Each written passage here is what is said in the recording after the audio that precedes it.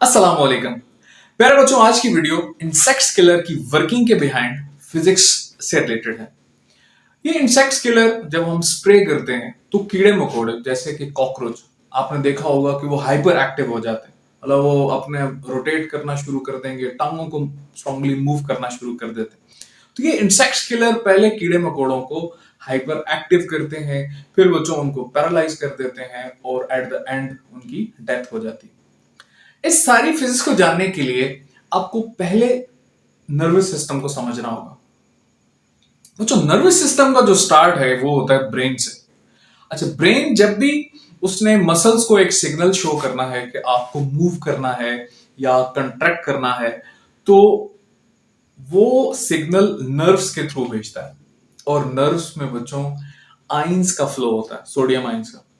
और फिजिक्स में आप लोग जानते हैं कि चार्ज का जो फ्लो है हम उसे करंट बोलते हैं। और नर्व्स को बच्चों आप ऐसे ही इमेजिन कर सकते हैं कि जैसे करंट को फ्लो करने के लिए घरों में वायर्स होती हैं। वापस आते हैं, ब्रेन से जो सिग्नल चला वो नर्व्स में करंट की फॉर्म में फ्लो करता मसल्स तक जाने के लिए।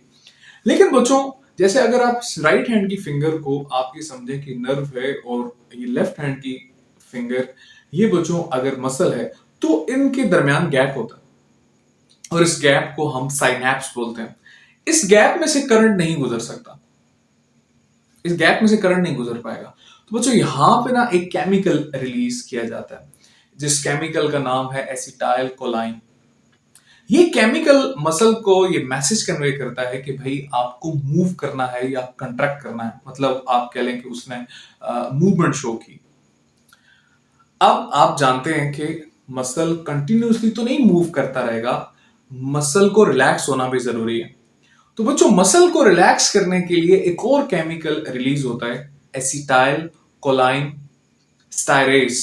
वो वो जो प्रीवियस केमिकल था एसिटाइल कोलाइन, उसको ना ब्रेक डाउन कर देता, मतलब उसको खत्म कर देगा, जिसका नतीजा ये निकलेगा कि मसल रिलैक्स कर जाता है।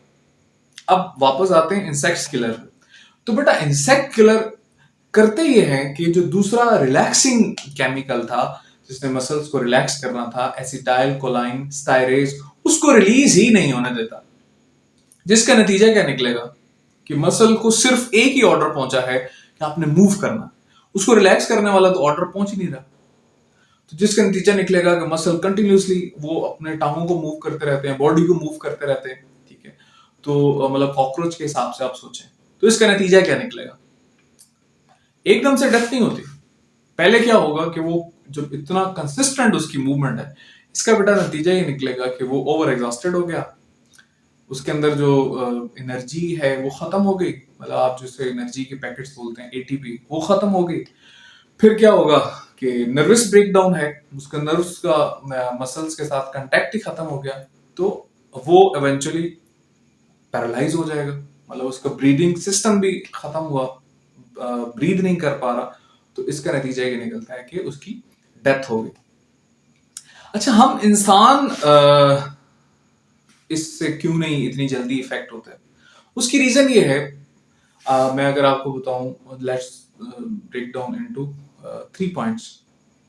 तो पहला बच्चों पॉइंट ये है कि हमारे लिए उस स्प्रे की डोज कम होती।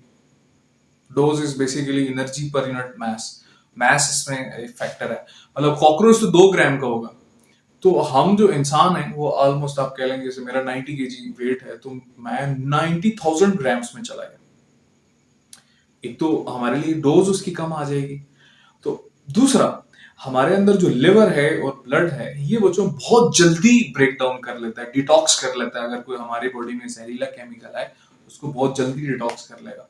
तो इंसेक्ट्स के अंदर लिवर और ब्लड इस तरह से नहीं है कि उनका जो डिटॉक्सिंग सिस्टम इतना फास्ट नहीं है, जिसकी वजह से मतलब उनकी डेथ हो जाती है। Hope so this video was informative for you. Thank you very much.